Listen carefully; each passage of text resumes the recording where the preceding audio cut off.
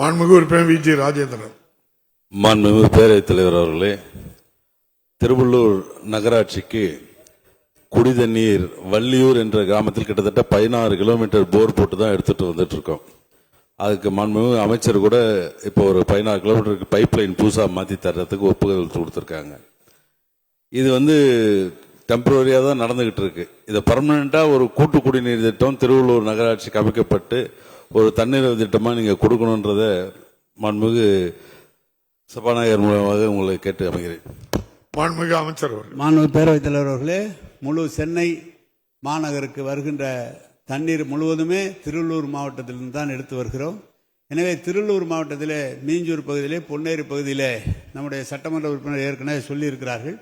அதற்காக புதிய குழாய்கள் அமைத்து அதுக்காக நிதி ஒதுக்கப்பட்டு ஊரக தொழில்துறை ஊரக வளர்ச்சித்துறையின் சார்பாக அந்த பணி நடைபெற இருக்கிறது.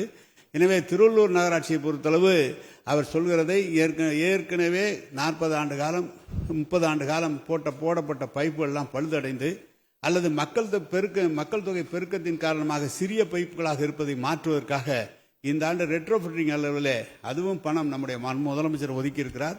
எனவே திருவள்ளூர் நகராட்சிக்கு தேவை ஏற்படின் அதை பற்றி விரிவான திட்ட அறிக்கை தயாரிக்கப்பட்டு அவர்களுக்கு அந்த பணி செய்து தருவதற்கு செய்து தரப்படும் என்பதை தெரிவித்துக் கொள்கிறேன்.